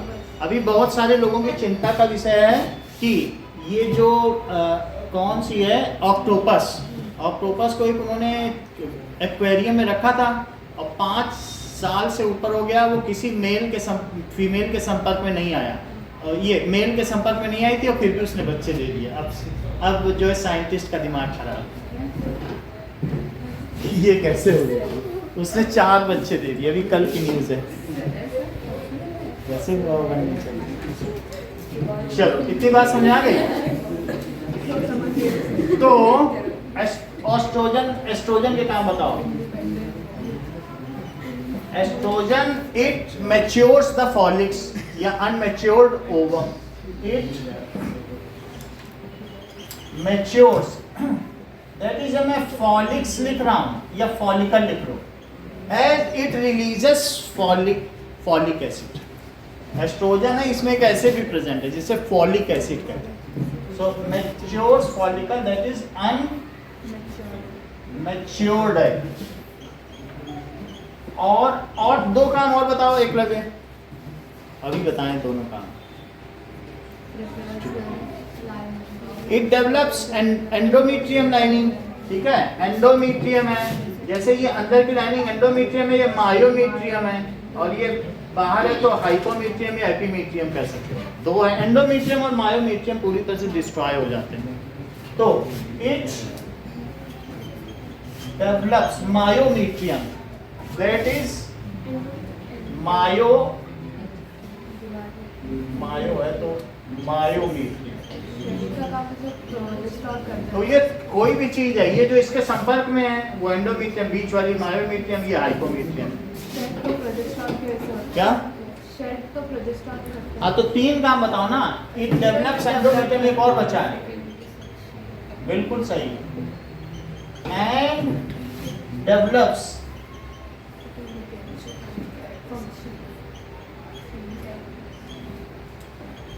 Sexual character. इतनी बात समझ में आ गई? सेकेंडरी सेक्सुअल कैरेक्टर करेगा। अब इसके बाद ये चीज क्या है बोलो? ये फिंगर लाइक स्ट्रक्चर इंटीगमेंट्स है या फनल ऑफ ओविडक्ट है, ठीक है। और इसी तरीके से अगर हम कहें ट्यूबेक्टोमी क्या है?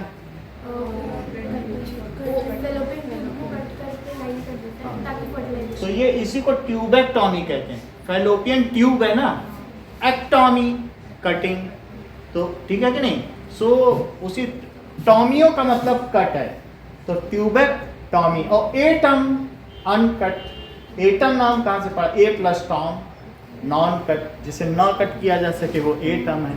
और ट्यूब एक्टोमी, कट कर दिया है ना, एटम है कि नहीं। अब जरा देखो, तो डेवलप सेकेंडरी सेक्सुअल कैरेक्टर्स, ये सारी चीजें। प्रोजेस्टेरोन क्या करेगा? इसके 2 काम बताइए प्रियांशु। मतलब एक तो काम हो गया, it helps in shedding of ये जो भी endometrium, and that is menstruation, leads menstruation. It if egg is not fertilized, then ये एक तरीके का विलन है, then it sheds off, ये क्या करेगा? sheds off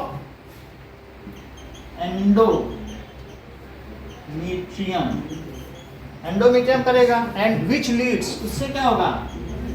which leads menstruation.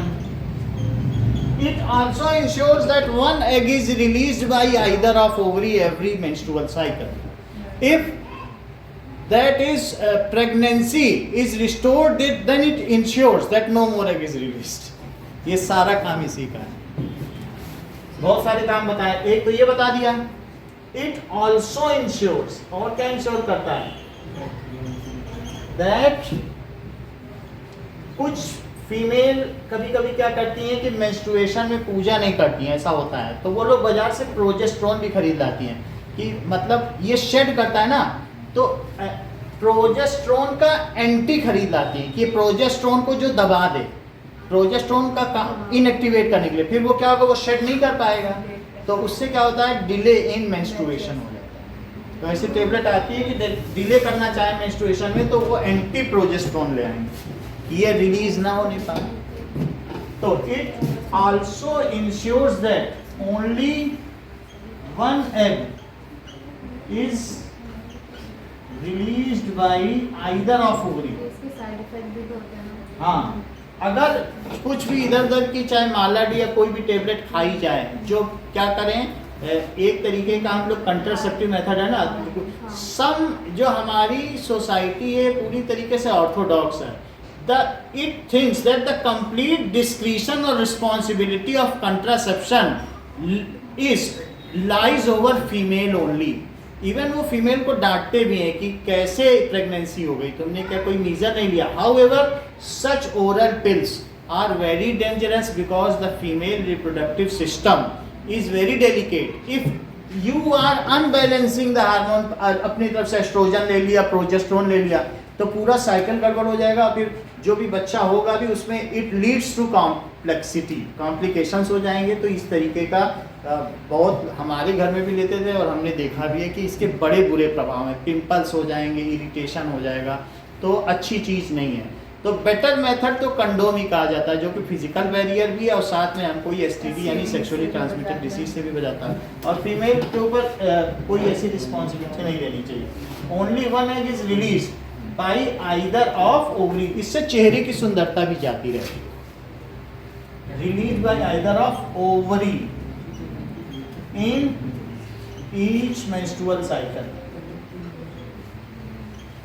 और मैंने क्या बताया, ठीक है, once pregnancy is stored it stops releasing eggs.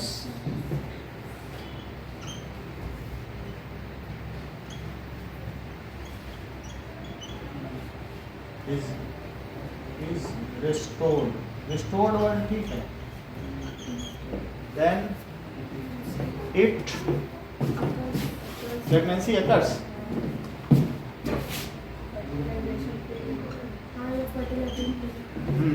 अगर प्रेगनेंसी हो जाए, फर्टिलाइजेशन एक प्रोसेस है, उसके बाद उसका इम्प्लांटेशन भी होना चाहिए ना, तभी तो प्रेगनेंसी मानी जाएगी। कई लोगों का इम्प्लांट ही नहीं हो पाता, तो वो सब चीज़ है, प्लेसेंटाई पे ही वहाँ से हट जाता है, बहुत सारी चीज़ है।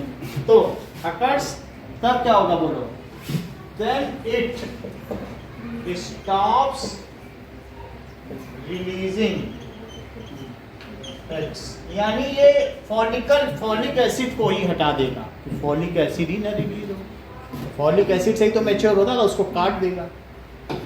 इसके पास एस्ट्रोजन की काट है।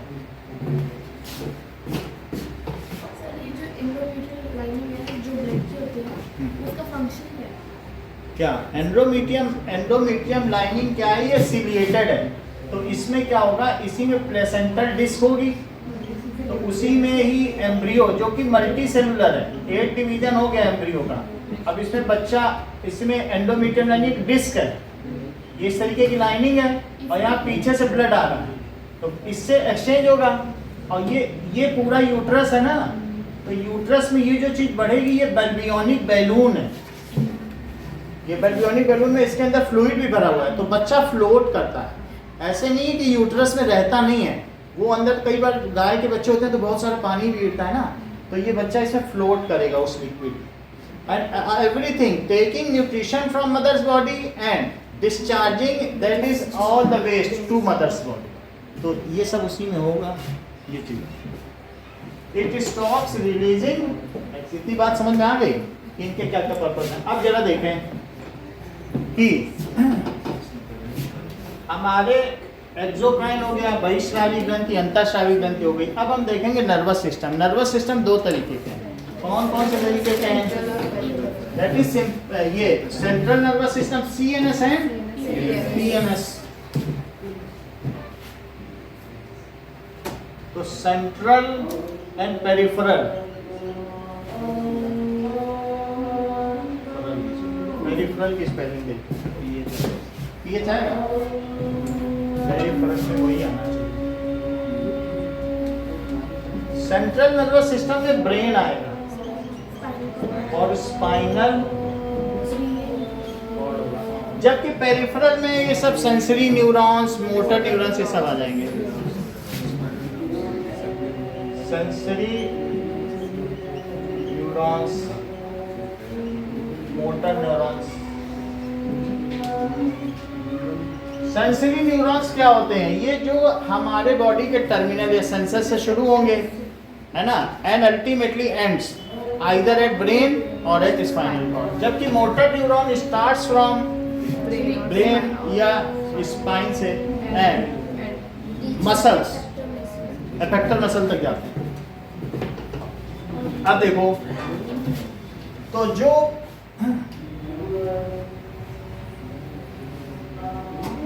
कुछ सिस्टम ऐसा है जो हमारे पास ऑटोनॉमस है, अपने आप ही तो कुछ होता है, और कुछ हमें करना होता है, वॉलंटरी और इनवॉलंटरी है। So now let us C that is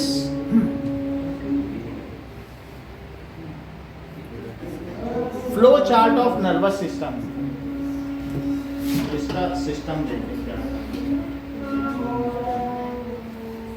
ये सही है।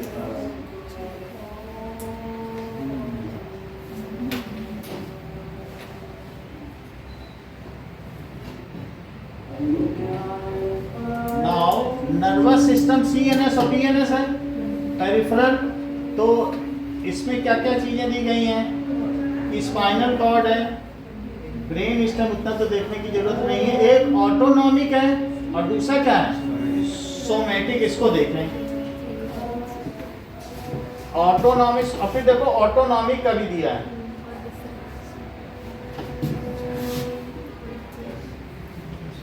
दो चीजें हैं, देख लो, पहले इसको देखो।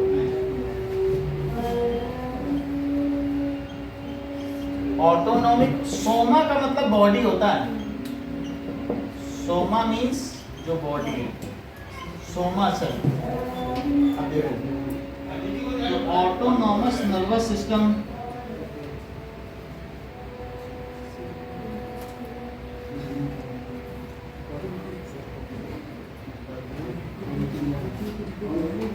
ऑटोनॉमस नर्वस सिस्टम इसमें क्या करता है, इनवॉलंटरी जो भी प्रोसेस है उसको करता है, ठीक है। डाइजेशन, प्यूपिल कॉन्ट्रैक्शन, ठीक है, ऑपरेट्स ऑटोमेटिकली।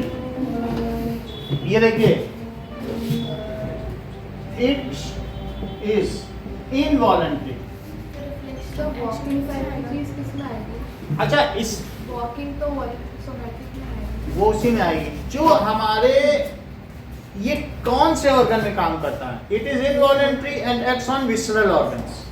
विसरल ऑर्गन समझते हो, जैसे ईसोफेगस, अपने आप उसमें डाइलेशन एंड कंट्रेक्शन हो रहे, पेरिस्टाल्टिक मूवमेंट। विसरल ऑर्गन किस अंदर कॉन्ट्रैक्शन एंड रिलैक्सेशन जो भी हो रहे हैं, किसी की पंपिंग हो रही, हार्ट, जिसको हम कंट्रोल नहीं कर सकते, अपने आप जो बॉडी के अंदर मूवमेंट्स हो रहे हैं, all the movements with in the body, it is done by this. तो जैसे कौन सा हो गया, that is peristaltic movement,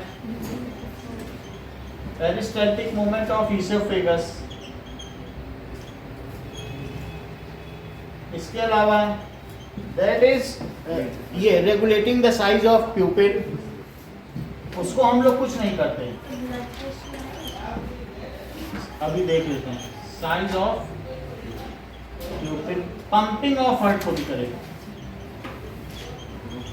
pumping of, ये सारा काम ये कर रहा है, ठीक है, ऑपरेट करता है। डाइजेशन, रेस्पिरेशन, ये सारे ये कर रहा है, वो सब भी है।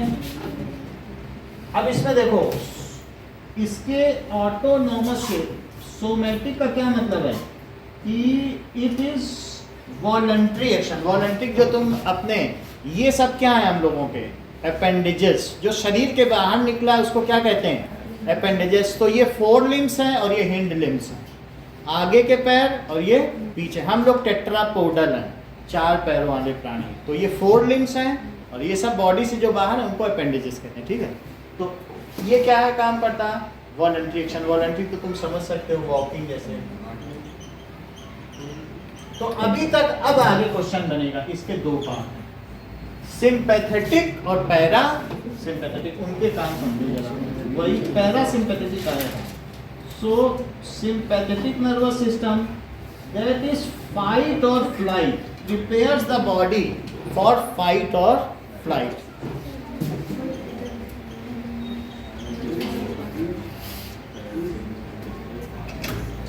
यानी या तो फाइट करो, उसके लिए एनर्जी दे देगा, जैसे टीपू सुल्तान ने चीते का मुंह फाड़ दिया, तो उनको कहा जाता है कि नहीं, टाइगर ऑफ इंडिया। ये तो वो हो सकता है, या तो भाग जाओ।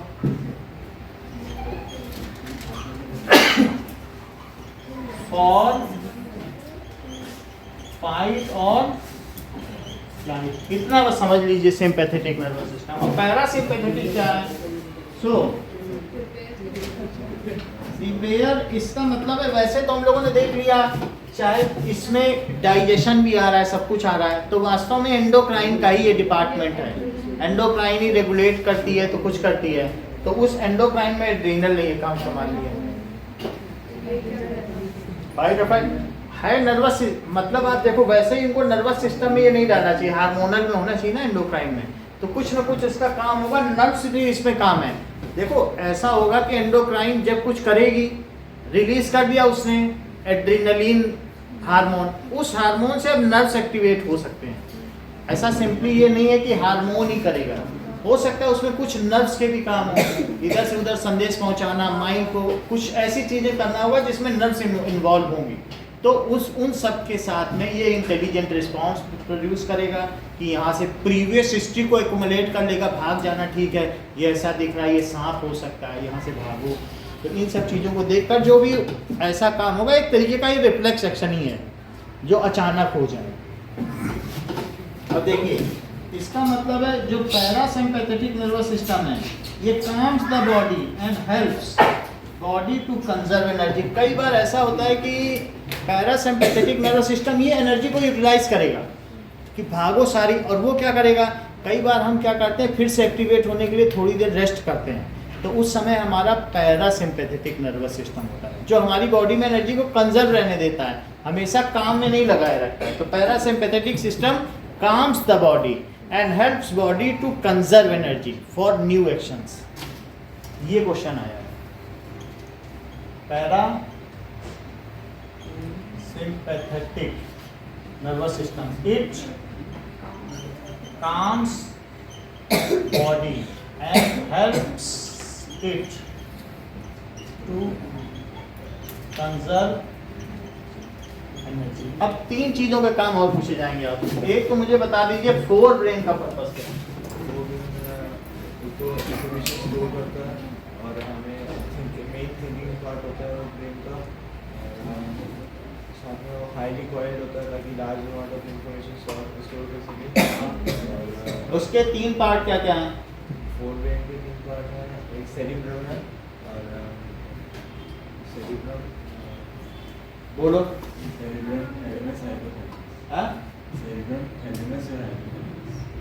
ये सब इसके पार्ट हैं, बोलो आप बताओ। एक मिनट बता दी, एसोसिएशन एरिया, सेंसरी एरिया और मोटर एरिया। अब जरा फोर ब्रेन के काम समझिए। Forebrain, it is divided into, और it is the largest part of the brain. Association area का क्या काम है, और दूसरा क्या है बोलो,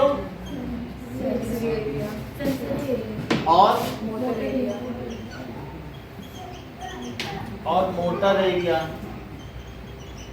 वैसे जो हमारा ब्रेन है वो अगर आप देखेंगे तो इसको अलग अलग तरीके से कलर किया है, इसमें हो सकता है कलर मिल जाए अगर किया हो, ये देखो। तो कुछ विजुअल इसके एरिया है, कुछ ऑडिटरी एरिया है ना, कुछ ऑल फैक्ट्री है, इस तरीके से अलग अलग कलर हैं, वो इनके अलग अलग सेक्शंस हैं। तो अब बोलो इसमें एसोसिएशन एरिया क्या होगा कि वो सारी जगहों से जो इंफॉर्मेशन आएगी तो उसको वो क्या करेगा बताइए, कहेगा हाथ ने छुआ तो सेंस ऑर्गन ने छुआ, और फिर कानों ने हिस की आवाज़ सुनी और आंखों ने देखा, और तीनों को एसोसिएट करेगा कि हाँ गुलगुला गुलगुला था, ये सांप ही होगा, और कान हाँ हिस की भी आवाज़ है, तीनों को कनेक्ट करेगा, यस इट इज मी। अब डिसीजन क्या लेना है, so all the information is, ये क्या होगा, send to association area, it analogs it and makes conclusion. ये बात समझ आ गई। अब सेंसरी एरिया क्या करेगा बोलो। सेंसरी एरिया अलग है, ये जो 3 हमने बताए हैं ये अलग अलग जगहों पे पहुंचेंगे। सेंसरी एरिया बल्कि पहले रखो, auditory area, visual area, all factory area. तो सेंस ऑर्गन अपने अपने जगह बताएंगे और फिर वहां से हमने पढ़ते नहीं है कि वो ब्रेन में गया फिर हम ये चीज़ देख सके। तो सेंसरी एरिया में जो उसकी होगी तो ऑप्टिक एरिया में जाएगी और इस तरीके से हम ये चीज़ स्मेल कर सके या ये चीज़ सुन सके तो वो ऑडिटरी एरिया में जाएगी। तो अलग अलग एरिया है। सेंसरी एरिया समझ में आ गया। अब मोटर एरिया, जब भी अब इतना सब इंफॉर्मेशन आ गया सेंसरी एरिया में, सेंसरी एरिया में बहुत सारे ऑर्गन उसी स्टिमुली पे, कई चीज़ें एक ही साथ एक ही स्टिमुली पे भी काम कर सकती हैं। यदि हाथ ने छुआ है तो आंखों ने देखा भी है, हो सकता है आंखों के लिए भी वो एक स्टिमुली हो कि कुछ करने के लिए या सुनने के लिए हो, तो वो सारी अपनी सूचनाएं किसमें भेजेंगे, एसोसिएशन एरिया में। Now the it is prepared best command which is most suited for the body, जो सबसे अच्छी होगी। And through sensory that is motor area, motor neurons, the effector muscle is, वहां पर command, the command is send to effector muscle by किससे, motor neurons. Motor neurons go and that muscles जो हमारी वो कॉन्ट्रैक्टाइल ही हैं, dilate नहीं होती, बस ये सिकुड़ सकती हैं। अपन सिकुड़ेंगे नहीं तो फिर ढीली हो जाएंगी, बस ये कॉन्ट्रैक्टाइल है ऑल मसल्स बॉडी। ये कॉन्ट्रैक्ट हो सकता है, और फिर जब ये वो हार्मोन हट गया, ये कुछ हट गया तो फिर से वैसे हो जाए। तो ये 3 एरिया हो गए। इस तरीके से ये हमारा फोर ब्रेन का सारा काम, इसमें बहुत सारे काम है। It prepares intelligent response. बोलो इसके क्या क्या काम है फोर ब्रेन के? मेमोरी में, पर्सनालिटी डेवलपमेंट में, हाँ। थिंकिंग में, हाँ। रीजनिंग में, हाँ, यही सब इसके काम है, ठीक है। इंटेलिजेंस।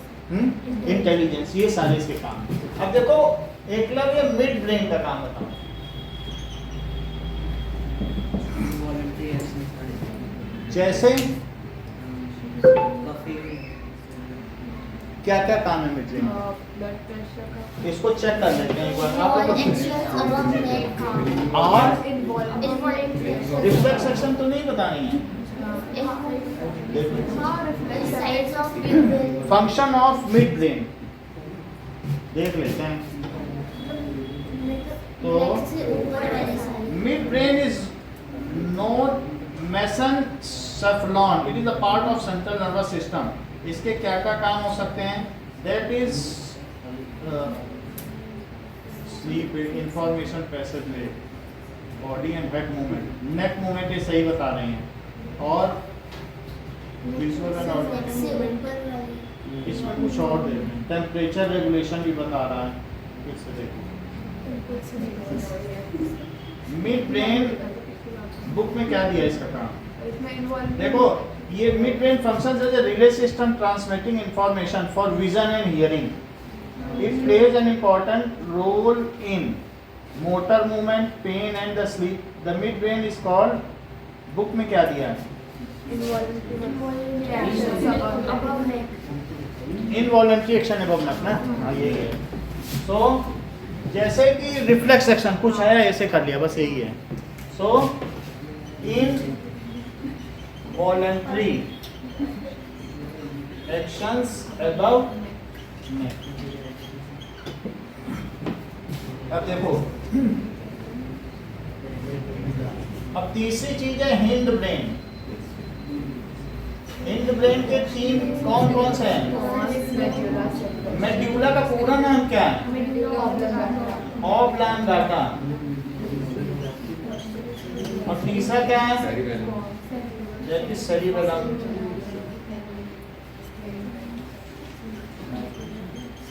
अब इन सब के क्या क्या काम है? Function of pons, medulla and cerebellum.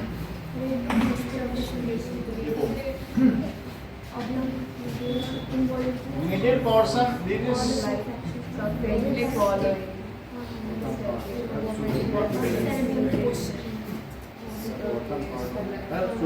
Breathing, heart rhythm. देखो मेड्यूला का काम है, ये हार्ट बीट को रेगुलेट करेगा, ठीक है, और ब्रीदिंग को रेगुलेट करेगा, ब्लड प्रेशर को रेगुलेट करेगा, हाँ, ब्लड प्रेशर, इन सबको, स्वेलोइंग, इन सबको करेगा।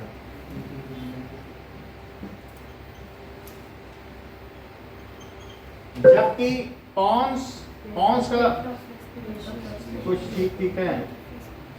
सेरिबेलम का देखते हैं। दैट इज पोस्चर को, कोऑर्डिनेटिंग मूवमेंट एंड बैलेंस, इसको लिटिल ब्रेन भी कहते हैं। वाइटल रोल, ठीक है, पोस्चर को करेगा।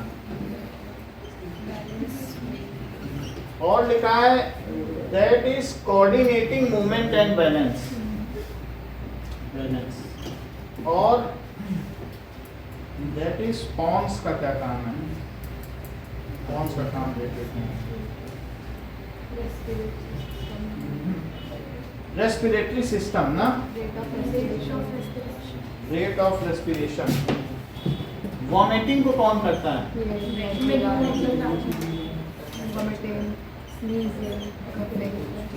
इतना ही रखिए।